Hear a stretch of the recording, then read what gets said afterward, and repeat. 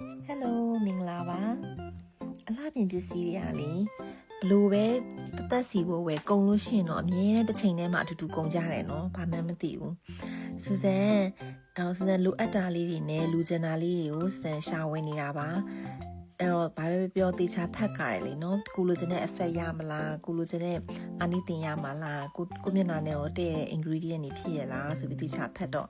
အဲ့လိုတွေဖက်နေတဲ့အချိန်မှာစတွေးမိတယ်အော်ငါ10ရက်တော့ဒါတလောက်စာကြိုးစားခဲ့လို့ရှိရင်တော့လုံးဝဆရာဝန်ကြီးဖြစ်နေလောက်ပြီဆိုပြီးတော့စူဇန်မျက်နှာမှာဆိုအဲ့လိုပေါ့နော်ဒီပါယိုနာမှာအဲ့လိုဝက်ချန်လေးတွေပေါက်ပြီးတော့အဲ့လိုအမားရွလေးတွေကျန်နေတယ်ဆိုရင်အဲ့အမားရွလေးတွေပြောက်အောင်နည်းနည်း view ဆိုင်ပြီးတော့တိတ်ကဲလုပ်မယ်လို့စီစဉ်ထားရပေါ့နော်အဲ့အတွက်လည်းနည်းနည်းတချို့ skin care လေးတွေပြောင်းပြီးသုံးနေတာပါအထီးက